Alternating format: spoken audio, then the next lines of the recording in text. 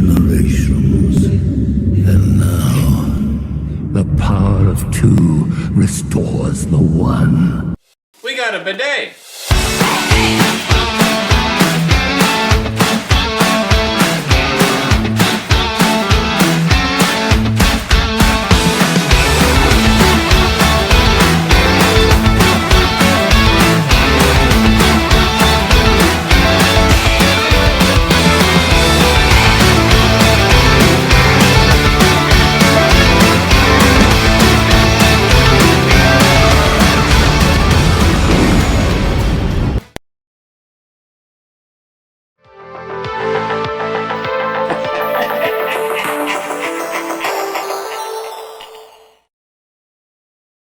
Hey everybody, and welcome back for another video. In today's Shoot the Sheev podcast, we are talking about the Star Wars news of the month here in November. We got a handful of things that happened this month, so we're going to go ahead and give you our thoughts on it. So, kicking it off, Sarah, do you remember what happens next week that is so exciting? Next week, um, is it a TV show series coming back? Skeleton Crew starts next week. Oh, yay! I did not realize the Skeleton Crew was coming next week. I thought it was later in December. This month, I was gonna say Thanksgiving. November is just flying by for me, so that is crazy. Yeah, December 3, so on Tuesday. Okay. We do get 2 episodes, right? So we're gonna get right in the thick of things, hopefully from those 2 episodes. If you're lucky enough, which we are not, um, if you go on Fandango's website, you can actually go and see these 2 episodes in a movie theater, which I think would be a lot of fun, but nowhere in our area, not even our state, is there the option to go and see this show. So I think that's kind of sad, but I'm looking forward to the show. I know there's a lot of rumblings about what people want to say about it, but just like any other Star Wars show, everything gets a fair shake, everything gets a fair chance, and I'm looking forward to this one. I think it could be a nice palate cleanser of just something that's different. And honestly, there's not much that we've been promised about this show either.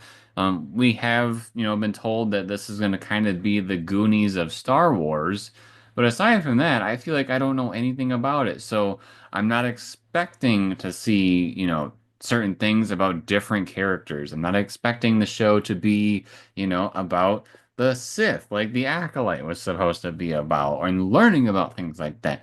We're probably going to get a whole fresh new set of characters and learn some cool things along the way. I have been seeing from some previews that there's something going on with that the main character, the older guy. I don't know his name from the show, but um, something about he might be able to read like Sith texts or something, which we all know that from The Rise of Skywalker, it is pretty rare for people to be able to read stuff like that. So what is going on with that dude? I look forward to figuring that out. So yeah, Skeleton Crew next week, Tuesday. Depending on where you live, the time that it's released will be in different times. I do not know if they're still going to do the same release schedule as Ahsoka or not. I hope they do, where it's like 9 o'clock at night Eastern and not 3 a.m. like they used to be. So I don't know. We'll have to see when that time gets closer. Uh, the I'm the very excited.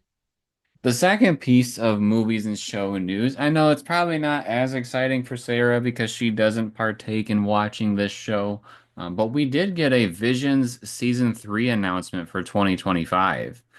If you're not aware, Visions is the Star Wars anime show where a whole bunch of different studios work on something and then they basically submit their what they would want to do for Star Wars in their style of storytelling, and then Lucasfilm compiles them all together and then chooses which ones to release. So, season 1 and season 2 is already out. I will say, in both seasons, there are episodes that are very enjoyable, and there's some that I think are kind of here and there.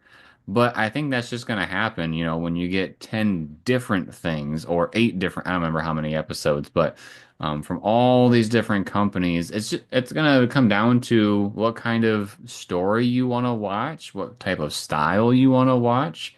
And so I think there's going to be a little something for everybody when they come out.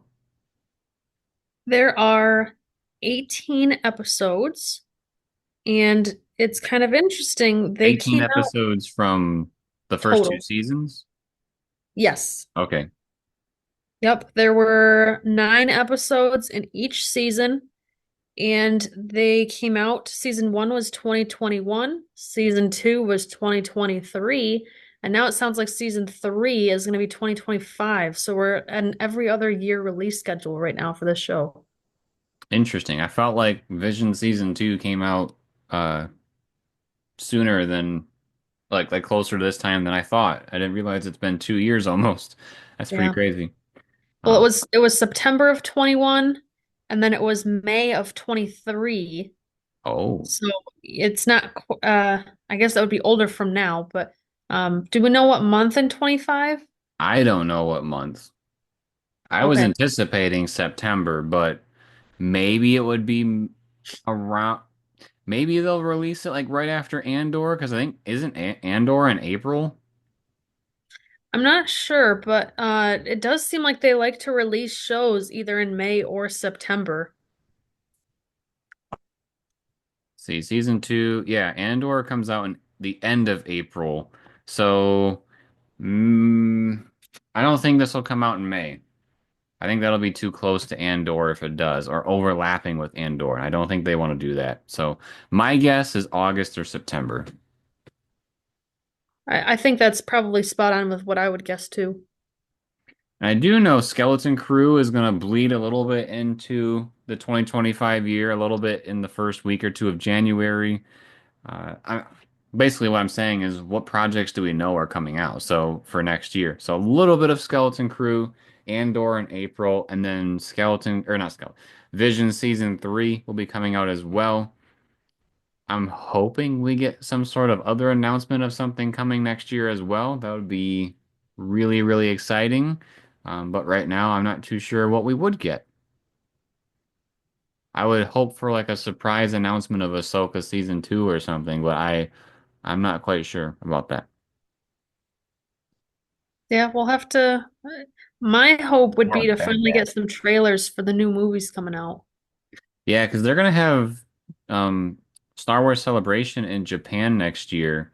So that's probably where we'll get some of these trailers. I don't remember what dates that celebration is. Usually they're in the spring slash summertime. So that'll probably be a big time that we get some announcements, especially since I don't think there was one last year. I think they skipped a year. But I think you're right. so are you ready for some news that I am very disappointed with how Lucasfilm is handling their stuff? Yep, let's get salty. So we know what happened to The Acolyte, right? Right. Where they released season 1. It did not do as well as they said, even though they probably tried to lie to say how well it was doing, but that show got canceled. Well, there's a show that we like quite a bit that is being written so that if it's not received well, they will end it after season 2. But if it is received well, then we'll get a third season. So Ahsoka season 2 is being written with damage control, which I do not like that. I absolutely hate that. The Ahsoka was a great show. It it had a little bit of a rough landing, a little bit, those last 2 episodes. But I would say that was arguably a show that I was legitimately excited every week to watch because I wanted to see what was going to happen next. And it bothers me that Acolyte did not do well because of this, this, and that. Okay, there's a whole bunch of reasons why it didn't do well. Ahsoka did do well, and I do not like that there's this. oh, well, that project didn't do well, so we have to be careful about this one. It's like, no, if you have a good established show, take the full confidence that you've already built with this show and run with it. Don't let these other things that other people are messing up get in the way of these other projects. You know what I'm saying? Yeah, if you, as you said, write it with damage control and, write it in a way that it could be done, like over with, what are we left wanting to know after that? Like why would you even bother making a season three if you basically end the series? It just I guess you could want a season three for the sake of yay Star Wars, but if you don't want me wanting more of the story, then what's the point? I think what's so stupid about this is when you think about a TV show, right? At least in previous years, like Game of Thrones, what was that? 8 seasons? Um, if you think about other shows like a show my dad used to watch, Deadwood, lots of seasons. If you look at even just regular TV sitcoms, those go on for 8 or 9 seasons. Star Wars really hasn't gotten off the ground into making these long shows, like as far as seasons wise. I mean, Mando got to season three. They did great with season one and two. They spun their tires a little bit with season three, but I don't think they lost the fan base with that. You know, they could definitely keep going with a season four, in my opinion.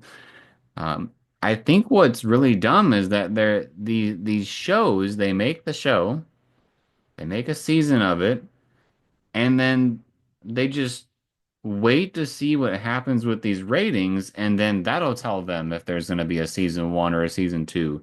They don't even plan for a season two, a three, four, five, whatever it is, except for maybe an idea on a napkin, where it's very, very vague.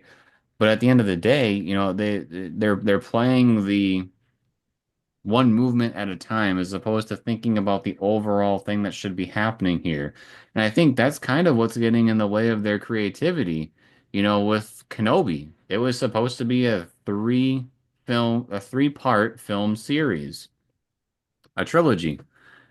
Why did that go away? Because of what happened with Rian Johnson, Solo, and Rise of Skywalker. And then we all saw what happened with Kenobi. Now, I actually do really like the Kenobi show, but it would have been better had that other stuff not happened. How do we know that? People that were on the writing team for that movie have already come out and said what was supposed to happen. It was supposed to be insanely better than what it was. So I really hate that there what I'm seeing from Lucasfilm, I'm sorry if this is a rant or rambling. One of the things that really resonated with me as a YouTube content creator, I was watching a video from Star Wars Theory where it wasn't about Star Wars. You guys can think what you want of the guy, but I think he's great. Um, it was a video where he was taking the time to tell content creators his opinion on how to be successful because, of course, he's the biggest Star Wars channel out there. And one of the things that he said was, do not care about what is happening with the analytics. Do not care about how many people are watching things. Don't make a video, release it, watch the analytics, make another video, hoping for this, or that with the analytics. Just sit down, make great content that you want to do, and the numbers will follow. And I kind of feel like Disney is doing exactly what he said not to do.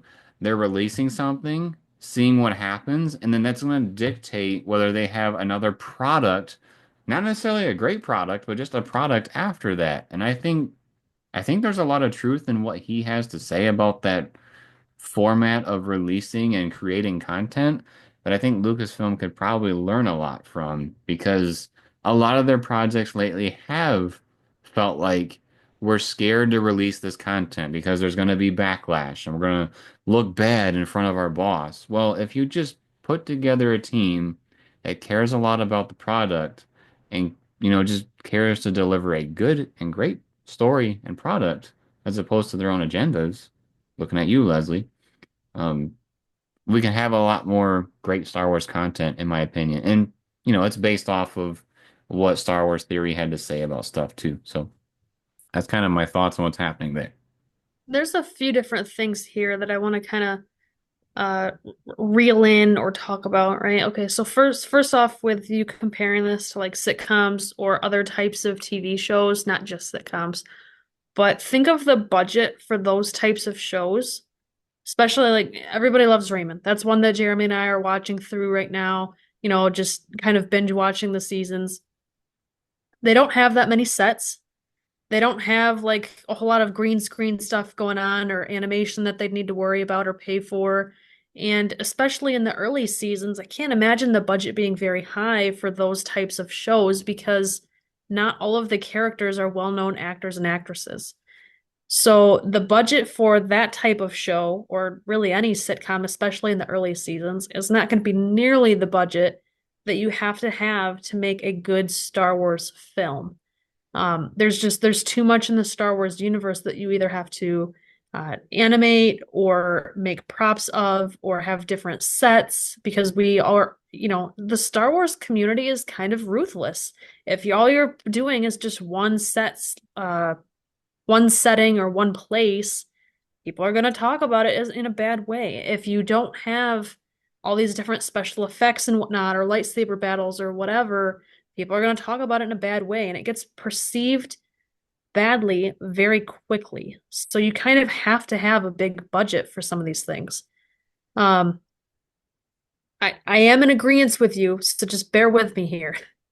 Barry. However, uh, the other thing that I was going to say, and I feel like that goes for content creating too, is that yes, it takes time and sometimes money to make videos and whatnot, but not nearly to the scale of making a large scale TV show. So I feel like comparing those two things is a little unfair.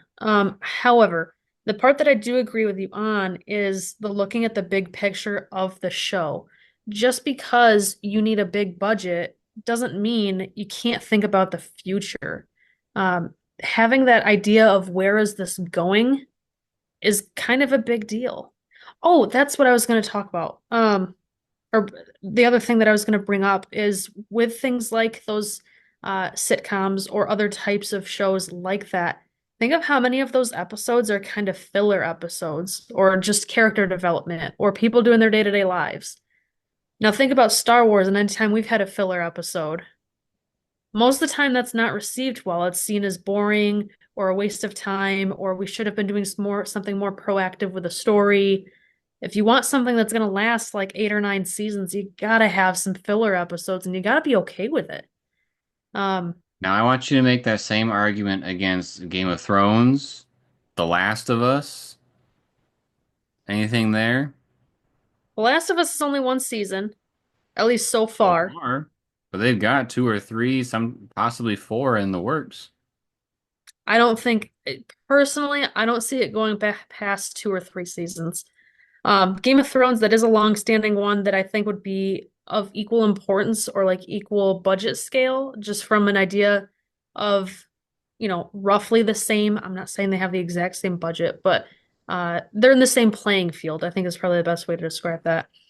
Heck, even Amazon is showing more um ambition. And so I don't say something mean to them, like super mean. Even Amazon has way more ambition in this category because they dumped millions into their Lord of the Rings show. And a lot of people hate that show, but they're still releasing, more seasons and content because they believe in the project. What if there's a season that comes out that turns people around? Or a lot of times they say, like, I forget what was the movie we just saw recently. Oh, there's people that believe that Joker 2, the movie we just saw, the musical, there's people that believe that that movie will be way more well received in time. So, what this, like, the Rings of Power example, what if they finish the season after a couple more? I don't know how many seasons that's going to be, but I know there's tons of money sunk into it. Um, Down the line, if people start to actually pick up and start to like these seasons, maybe the first couple, even though they didn't do so well in the beginning, it won't matter if you have a lot of more people on board later on. I guess what I'm saying Good is if point. you have a vision, like the Ahsoka show, for example, they had the vision of Thrawn and Ezra are out there. We need to go save them. Thrawn's coming back and he wants revenge. Is that really one season worth that they can wrap up super quickly? I would probably argue no, especially since Thrawn is such a huge character. Huge. Like even before Disney bought Star Wars, that's who people look to for the sequel trilogy of the time was the Thrawn trilogy. There's so much they can do with him. There's so much they can expand on Disney Star Wars with him. He's already successful in the Clone Wars era, in the comics. I just feel like we finally got a character that people are gonna really latch on to because they loved him before. Now we get him in live action. They're gonna throw him away already. I don't think that's. I think that's not being responsible with your property. What do you think about, Game of Thrones coming from a book? We don't really get many Star Wars books that go to TV shows or movies. And that's their mistake. That is their mistake. Because they say we don't have any source material that we could go off. We have nothing. Girl, you had all, as in reference to Kathleen Kennedy, they had all the literature in the world. There is still one that I'm like, why have you not done this yet? Which is Shadows of the Empire. Um, they had so much content that they could have just said, "Oh, that's legend." Like that's pre-Disney. All right, we'll just take the library and start making these into movies. That would have been the hugest cash cow. But no, Disney had way too much pride in making Star Wars their own that they got rid of all that stuff and said, well, we're going to start fresh. And it started off okay, and then it went down the tubes, and then they went back to Star Wars Legends to start pulling characters from, the ones that they wrote off to not be a part of Star Wars, like Thrawn. Oh, he's not a part of Star Wars anymore. We're losing our butts. We're bringing back Thrawn, but in our way, George Lucas, in our way. So it's so stupid. I don't know. I think we're gonna have to move on from this one.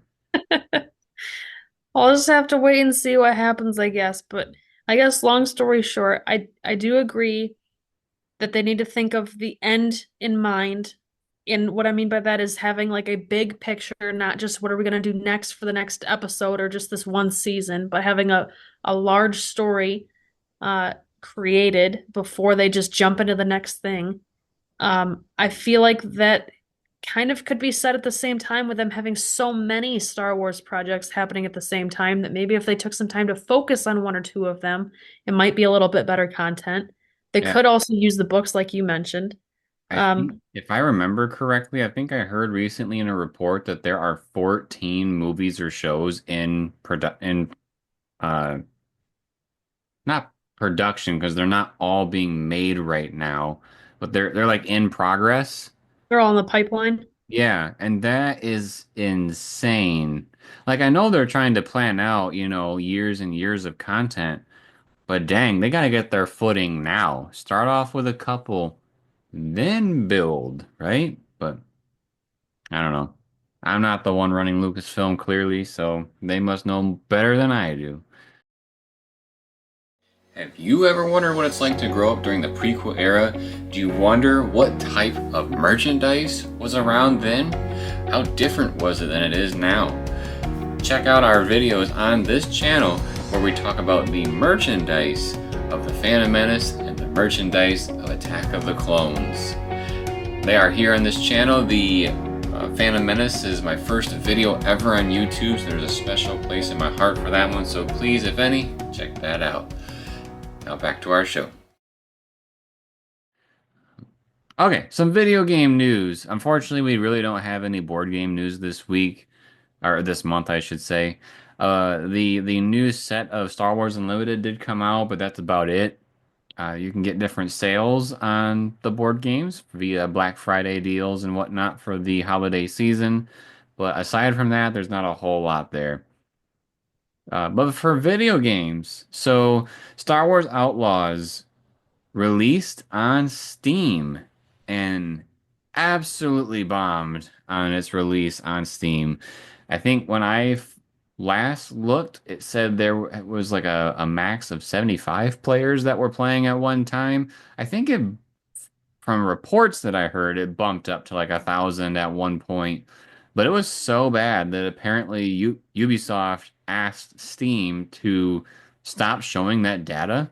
That way people don't look at that and they're like, oh, must be just terrible still because they released a patch. They tried to improve the gameplay. They released a patch that got rid of a lot of the things that would cause instant failure with the stealth missions, which would have been very helpful when I was playing because you get caught, you got to start over from wherever the checkpoint was, which isn't always the nicest place to start because some of those are pretty far back.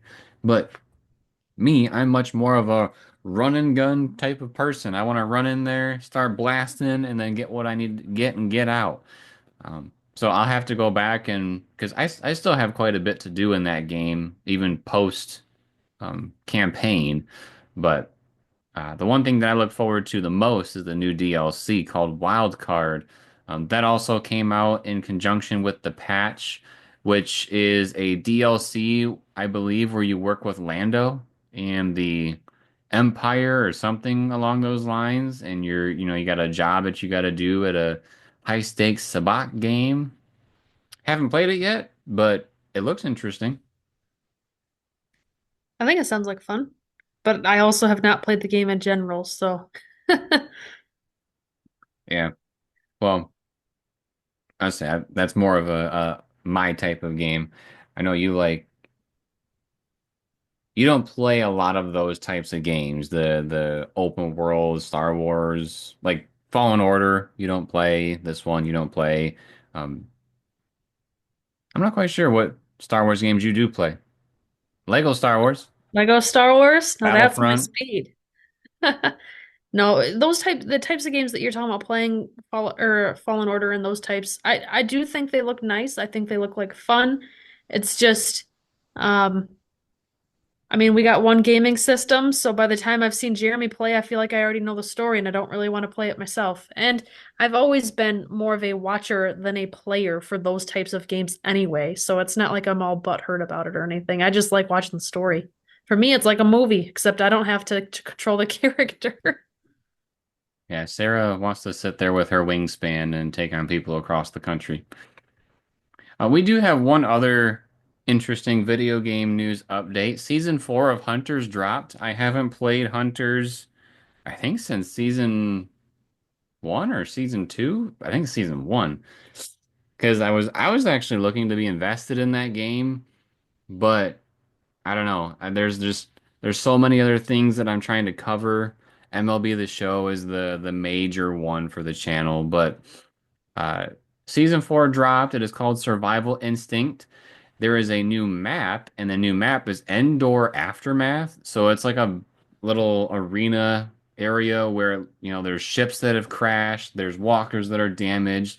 It's basically after the Battle of Endor, and all the crap is all around. And so, you get to run and, you know, attack each other, do all your stuff from the arena matches with this new map. Along with the new map, there's a new character. So if you purchase the battle pass in the game, you will get, in addition to this character, you will also get, all the different things in the reward path. But there's a new Zabrak character named Nox. If you don't know what that means, it's the Darth Maul species with the horns.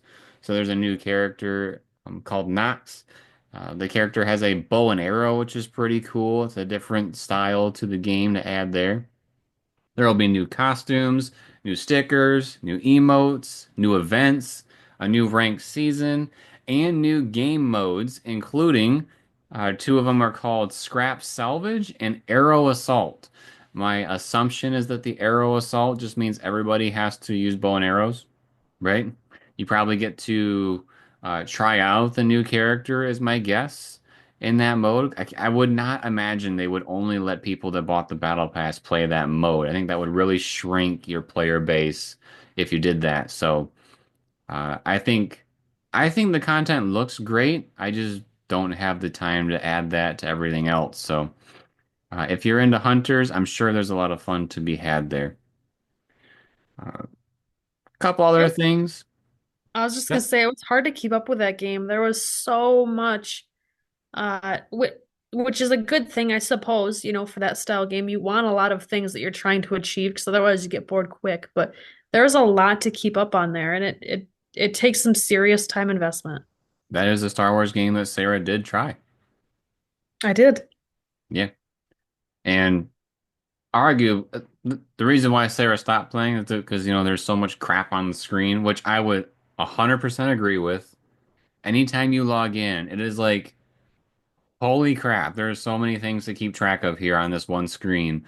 And I think that's a little overwhelming. Maybe in the future they'll clean that up a little bit, but I could definitely see how that game is overwhelming even from the start menu. Um, This month, hopefully, you got to celebrate Life Day, which is the holiday within the Star Wars uh, canon, which is kind of like the Wookiee version of, Christmas. Back in 78, they had the holiday special release. If you haven't seen it, it is on YouTube for free. You can watch it there.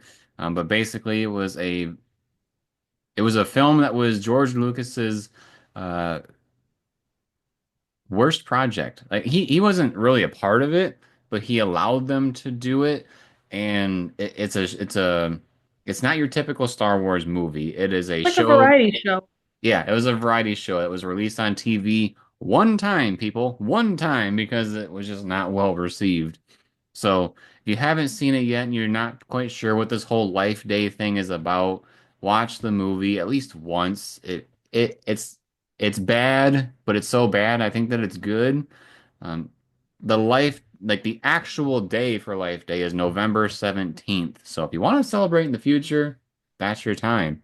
If you ever go to the Disney parks around this time, they have tons and tons of stuff that is about Life Day as well during the time, like merch and stuff that you can buy. I know for us last year, I think it was last year, if not the year before, they had the Life Day robes that the Wookiees wear for the celebration as like snuggies in a way.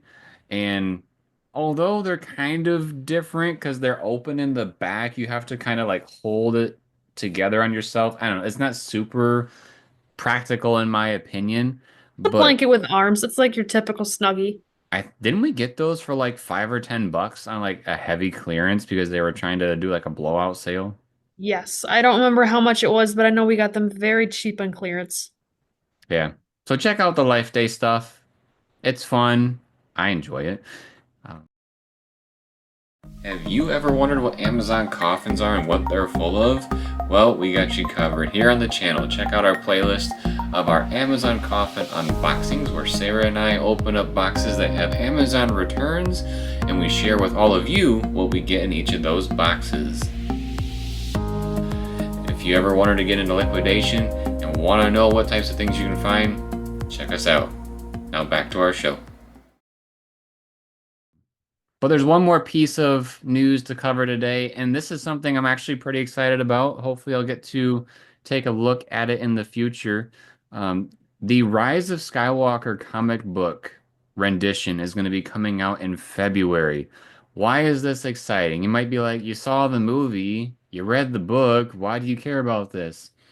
It has been said that there will be scenes in the comic books that were not in the movie. So, whether it be deleted scenes or scenes that were just left on the cutting room floor that we never got to see, could be very, very exciting. This could be the director's cut edition of the film. We don't quite know yet. But if you look at some of the previous comic books or graphic novels, if that's the version you have of the movies.